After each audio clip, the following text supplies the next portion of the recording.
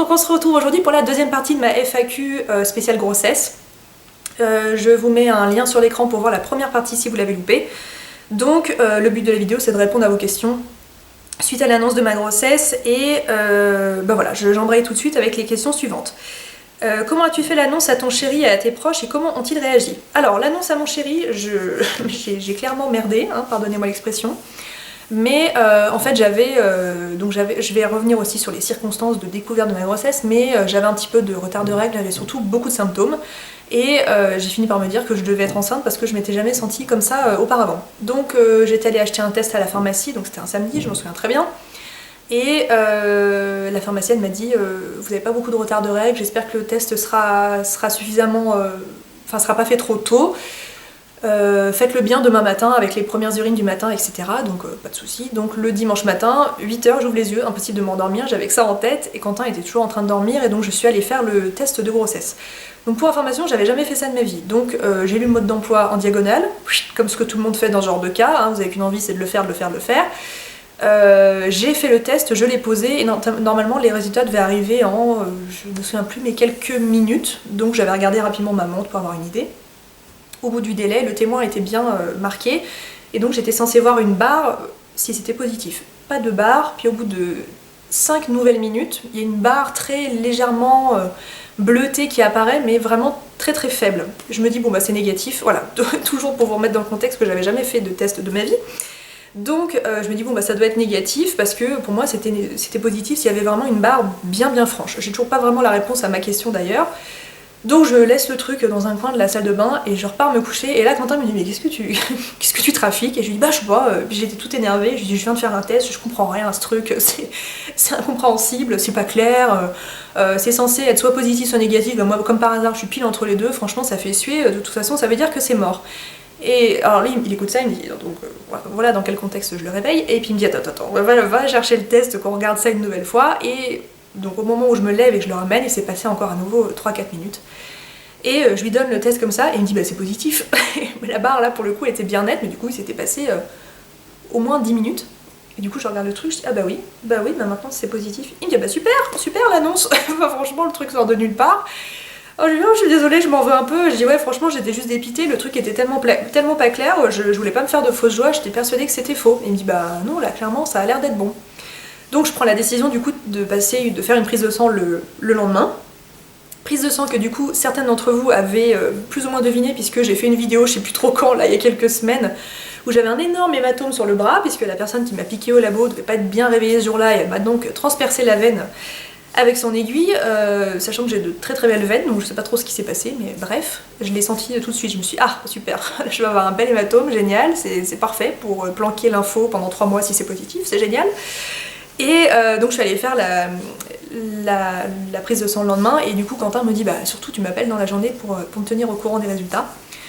Donc je suis allée faire la prise de sang, la dame du labo m'a dit vous avez pas beaucoup de retard, donc très gentiment elle me dit soyez pas trop inquiète si vous voyez que le résultat n'est pas trop haut, donc on dose les bêta-HCG dans le sang, donc vous avez un taux qui se situe entre plusieurs fourchettes en fonction du stade de votre grossesse. Donc elle me dit voilà soyez pas trop paniqués si c'est trop bas et je lui dis non il y a pas de souci, je voudrais juste savoir si je suis enceinte ou non quoi. En fait c'était pas plus compliqué que ça.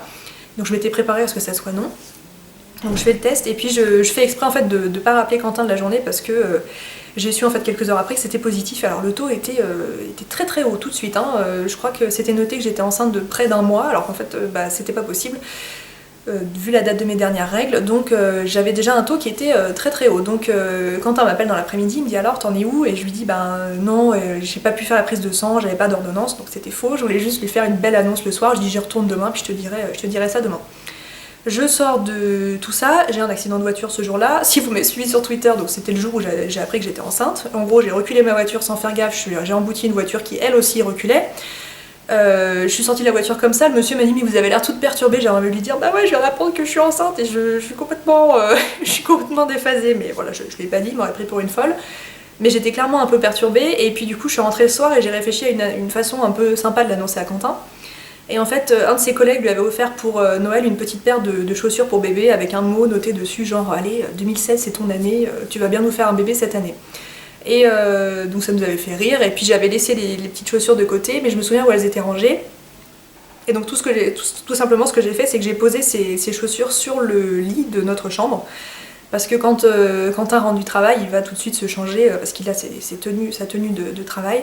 Et donc je sais que le premier endroit où il va, c'est la chambre pour aller mettre ses vêtements au sale. Et donc voilà, il rentre dans la chambre, il voit les chaussures et du coup il se tourne vers moi, il me dit ah mais ça y est, c'est positif. Et donc voilà, une longue histoire pour vous annoncer comment je lui ai dit. Donc c'était super émouvant. Mais alors on a beau s'y attendre, on a beau le vouloir, il a beau être désiré, moi ça m'a complètement retourné le cerveau pendant bien 48 heures. Non pas à me dire quelle connerie j'ai faite, mais à me dire waouh, ah ouais en fait ça y est, c'est vrai, c'est bon. Voilà, j'étais complètement perturbée. Et puis pour l'annonce à l'entourage, pour le père de Quentin, malheureusement ça s'est fait au téléphone parce qu'à ce moment-là il était pas sur France, il était en vacances. Et puis pour le reste de la famille, donc le reste des parents et les grands-parents, on a fait en fait un grand déjeuner chez nous un samedi. Alors personne n'a vu ça comme quelque chose de complètement exceptionnel parce que c'est des choses qu'on fait assez souvent, de se retrouver comme ça. Et puis en fait au moment de l'apéro, on avait tous notre coupe de champagne dans la main, donc y compris moi, mais je n'en ai pas bu. Et puis Quentin a dit on n'a jamais eu autant de grands-parents et d'arrière-grands-parents autour de cette table. Sachant que mes parents et les parents de Quentin n'ont jamais été grands-parents, hein, c'est le premier petit enfant de la famille. Et pareil pour le grand-père qui n'a donc jusque-là jamais été arrière-grand-père. Le grand-père, mon père et mon beau-père n'ont pas saisi, ils ont commencé à boire leur coupe de champagne, et puis ma mère et ma belle-mère se sont regardées comme ça, comme si elles s'étaient dit mais attends, est-ce qu'on a bien compris ce qui vient de se passer? Et donc voilà, on leur a annoncé à ce moment-là, donc c'était super émouvant, et donc je crois que tout le monde a pleuré. Donc voilà, bien sûr c'est un bébé qui est donc très attendu, et d'autant plus dans la famille puisque mes parents et les parents de Quentin ne sont pas encore grands-parents. Donc voilà, c'était très très émouvant. Question suivante, comment ça se passe avec ton travail pour ta grossesse en Suisse? Et donc la personne me précise derrière, en France, à partir du début du 3e mois, on a le droit de prendre 1 heure pour quitter plus tôt et se reposer et passer moins de temps dans les transports. Pour le congé maternité, c'est 16 semaines au total pour un premier bébé, 6 semaines avant l'accouchement et 10 semaines après. Alors, en Suisse, en règle générale, je peux pas vous dire, mais en tout cas dans le canton de Genève, parce que je sais que tout dépend des cantons, il n'y a pas de congé maternité avant l'accouchement. Voilà, donc vous êtes globalement susceptible de travailler jusqu'à l'accouchement, et donc si vous avez une problématique de santé avant d'accoucher, vous êtes en congé maladie. Voilà. Et le congé maternité après l'accouchement est, je crois bien, de 16 semaines, donc il faut que je me renseigne, mais je crois bien que c'est ça, donc quasiment 4 mois. Donc voilà à peu près comment ça se passe. Au niveau des différents horaires de travail, etc., donc moi je travaille en 10 heures et en 12 heures selon les jours que je fais. Donc le travail en 10 heures et en 12 heures n'est plus autorisé, je ne peux travailler que pour une amplitude maximum de 9 heures d'affilée de mémoire. Alors il n'y a pas il n'y a pas d'heures de repos, en tout cas je crois pas dans la journée. Mais je ne pourrais faire plus que des journées de 9 heures au lieu de 10, ou 12, voire pire, 12. Et je ne peux plus travailler de nuit. Voilà, c'est interdit aussi, donc d'ici quelques semaines, je serai amenée donc, à ne travailler plus que la journée, en 9 heures, et je ne pourrai plus faire de nuit. Et par extension, plus de week-end, puisque dans le service dans lequel je suis, les week-ends sont en 12 heures. Ensuite, une autre question, donc toujours à ce sujet, au niveau de ton travail qui est très intense, à quel moment penses-tu arrêter et prévois-tu de prendre un congé long après la naissance? Alors, j'ai pas vraiment... Je me suis pas donné de délai pour arrêter de travailler. En règle générale, pour les infirmières, et d'autant plus dans des services comme le mien, donc soins intensifs, salle de réveil, où on manipule quand même beaucoup on manipule des choses, on bouge des lits, on lève des gens, etc. On est en règle générale arrêté au bout de 6 mois, maximum 6 mois et demi de grossesse. Je compte pas me donner de date fixe, je vais voir jusqu'où j'arrive à aller, et puis voilà, je suis tout à fait consciente que je veux pas du tout mettre en danger ni ma santé ni celle de mon bébé. Donc dès que ça sera plus possible, je m'arrêterai là. L'autre question c'était, est-ce que tu prévois de prendre un congé long après la naissance? Alors donc j'aurai donc 16 semaines, donc presque l'équivalent de 4 mois. Ce qui fait qu'en fait si j'accouche début avril ou mi-avril, je serai censée reprendre le travail courant du mois d'août, et donc je compte poser quelques vacances, donc 2, 3, 4 semaines en fonction du moment où j'aurai accouché, pour reprendre le travail en fait en septembre. Ça va m'arranger moi, ça va arranger la crèche ou la nourrice, et puis ça arrangera aussi pour mon travail. Donc voilà comment je pense faire à ce moment-là. Est-ce que par la suite tu pourras avoir des horaires plus simples une fois que bébé sera là? Alors pas du tout, non pas du tout. Ça m'angoisse un tout petit peu d'ailleurs à l'idée d'y penser. Bon, Quentin a des horaires de travail qui sont un tout petit peu plus conventionnels, quoique. Ça lui arrive de commencer à 6 h, ça lui arrive de finir à 21 h, donc je peux donner plus ou moins des souhaits au travail pour qu'on puisse s'organiser avec ce type de journée qui sera peut-être un peu problématique, mais je pourrais pas en tout cas, je ferai toujours des nuits, je ferai toujours des week-ends, ça sera pas vraiment différent de ce côté-là. Comment ça va se passer au niveau de ta tenue professionnelle lorsque les formes, et surtout au niveau du ventre, vont arriver? Le tissu n'est pas vraiment extensible, est-ce que tu vas devoir prendre quelques tailles au-dessus? Alors l'avantage c'est que donc moi en salle de réveil en fait quand j'arrive dans mon vestiaire j'ai tous les types de blouses dans toutes les formes et toutes les tailles, donc même si par exemple un jour j'ai l'impression que j'ai mangé un peu trop de raclette la veille, je peux prendre un pantalon de la taille supérieure, personne ne s'en rendra compte. J'ai pas une tenue qui m'est dédiée avec mon nom etc. dessus. Et le soir en fait je la mets aux salles et puis les stocks sont refaits tous les jours. Donc bah voilà, le jour où je rentrerai plus dans la blouse taille 1, parce que je crois que c'est ce que je fais, bah, je prendrai une blouse taille 2. Mais en effet c'est du coton pas du tout extensible, donc dans un sens la grossesse se remarque pas du tout pour le moment. Bon déjà en civil ça se remarque pas, mais au travail je pense que ça va mettre encore un peu plus de temps parce que c'est un peu ample, hein, c'est pas vraiment ajusté. Mais l'avantage c'est que voilà, je pourrais me mettre dans des vêtements tout de suite un peu plus confortables. Est-ce que tu es suivie en France ou en Suisse? Et comment ça va se passer pour ton accouchement? Est-ce que tu sais s'il y a des prises en charge différentes entre les deux pays? Donc moi je vous refais un petit rappel si vous n'êtes pas au courant, je suis française et je travaille en Suisse et je suis assurée au niveau de la couverture maladie etc. en France. Voilà, c'est un choix que j'ai fait. Donc du coup j'ai fait le choix de me faire suivre en France pour ma grossesse et mon accouchement, donc je vais accoucher en France. Est-ce qu'il y a des prises en charge différentes entre les deux pays? J'ai pas vraiment notion de ça parce que j'ai pas vraiment de réponse à vous donner, j'en sais trop rien en fait. Je crois que le calcul des semaines d'accouchement est pas exactement le même.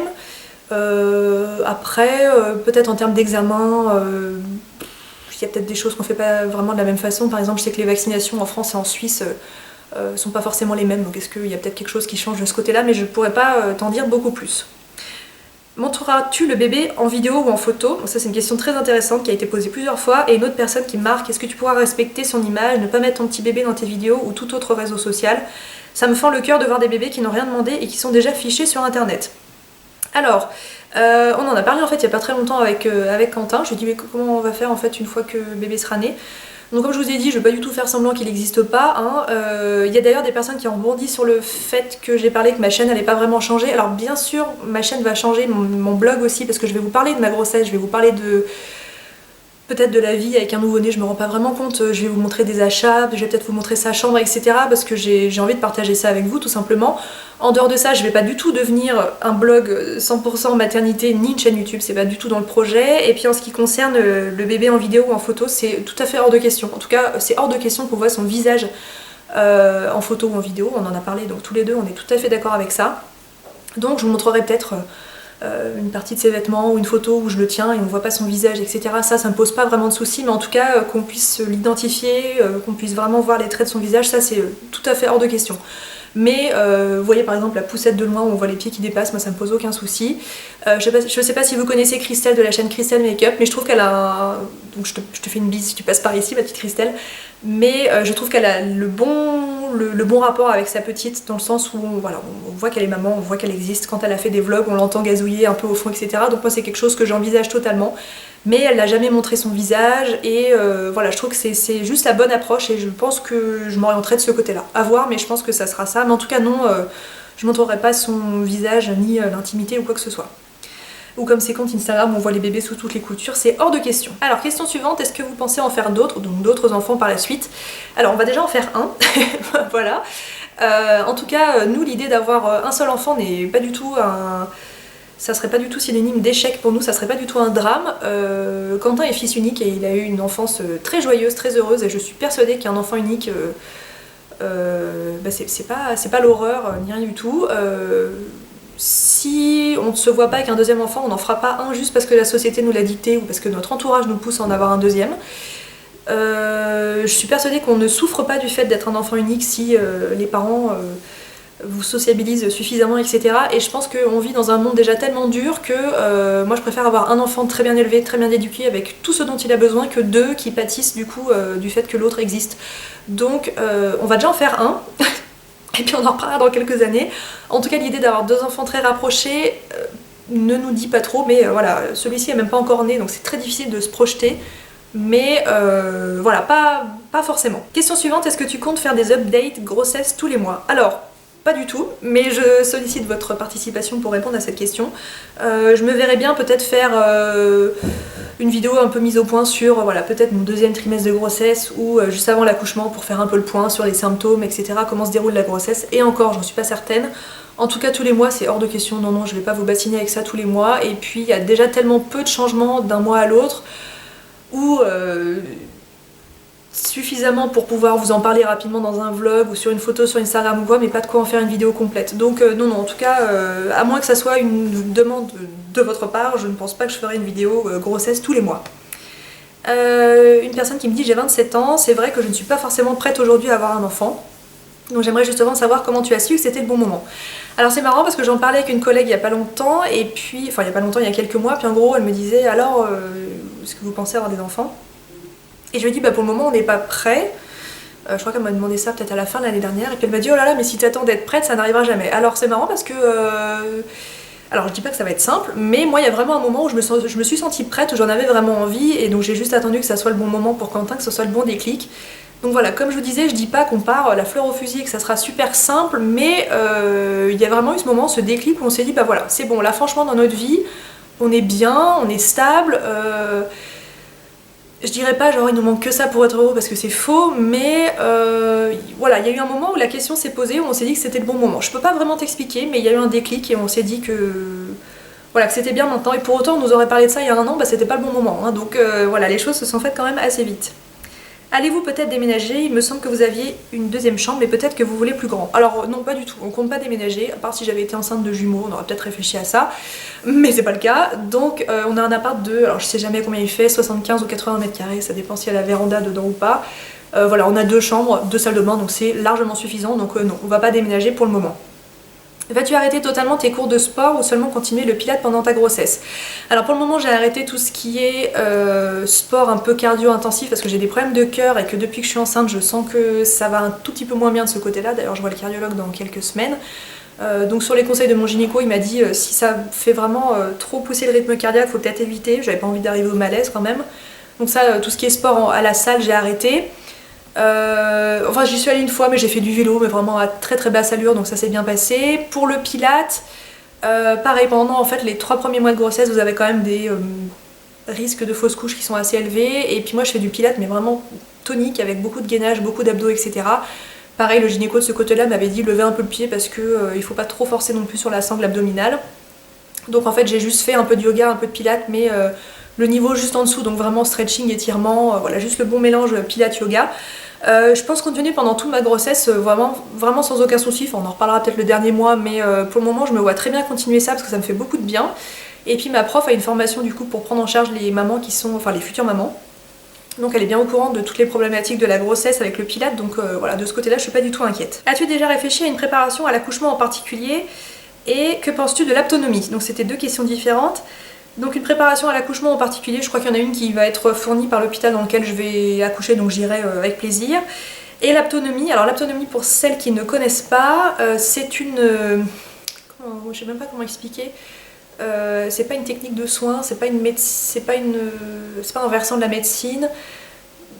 C'est une sorte de thérapie complémentaire qu'on peut faire pendant et après sa grossesse, et qui implique surtout des gestes, des mouvements. On fait beaucoup participer le papa pour ressentir les mouvements du bébé, pour être plus en phase avec son corps, et surtout ça, enfin moi ce qui m'intéresse beaucoup dans cette pratique, c'est que ça inclut le papa dans le processus de la grossesse, qui est assez difficile pour eux parce que ça se passe en dehors de leur corps et qu'ils voient leur femme changer de jour en jour, et eux ils sont complètement impuissants face à ça.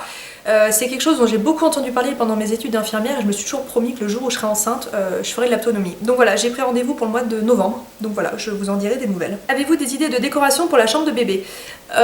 Pas vraiment, donc déjà de toute façon on attend de savoir le sexe, donc dans 2 ou 3 semaines. Je fais mes petits repérages un peu sur internet, je vais pas vous mentir, mais j'ai pas vraiment de repérage en particulier. Mais en tout cas, c'est certain, j'aurai l'occasion de vous en reparler. A ton avis, quel sera le plus grand changement dans votre vie après l'arrivée de bébé? Il y a l'une de vous qui m'a marqué dans un commentaire, ça m'a fait très plaisir parce que je suis tout à fait dans cette optique-là. C'est qu'un bébé ça change tout et à la fois rien, c'est-à-dire que nous on n'a pas du tout pour projet que ça prenne le dessus sur notre vie. On a quand même envie d'avoir une vie normale et j'ai tellement d'exemples autour de moi de couples avec des bébés en bas âge qui ont continué à sortir, aller au restaurant, voir leurs amis, etc. Donc on est tout à fait dans cette optique-là. Et pour autant, ça va tout changer parce que ça n'aura juste rien à voir, quoi. On sera trois, les sorties au ciné complètement imprévues, ça sera fini. Voilà, je sais que de ce côté-là, ça sera très différent. Mais voilà, on est dans cette optique-là aussi qu'on veut pas que ça change trop de choses dans notre vie. À quel moment t'es-tu dit je dois faire un test de grossesse? En clair, quand est-ce que tu t'es dit je pense être enceinte? Et l'autre question, est-ce que tu as eu des symptômes de grossesse avant de savoir que tu étais enceinte? Le symptôme numéro 1 que j'ai eu qui m'a mis la puce à l'oreille, c'est que j'ai eu extrêmement mal dans la poitrine, mais au point de plus pouvoir dormir sur le ventre. Je supportais même plus l'eau sous la douche, sur la poitrine, c'était tellement désagréable. J'avais vraiment la sensation d'avoir des hématomes et voilà, c'est vraiment le premier symptôme que j'ai eu, et ensuite les nausées qui sont arrivées assez vite. Donc je l'ai su sans le savoir avant de faire le test de grossesse qui du coup, vous avez suivi l'histoire qui était un petit peu un fiasco. Mais donc voilà comment ça m'a mis la puce à l'oreille. Quelle est l'application dont tu parles dans ta précédente vidéo? Je disais en gros j'allais sur une application sur iPhone qui était très sympa mais avec un forum qui était complètement terrifiant avec des femmes qui comparaient la taille de leur fœtus. Donc c'est une application qui s'appelle Baby Center, alors que j'ai gardée parce qu'elle est très utile sur plein d'autres plans.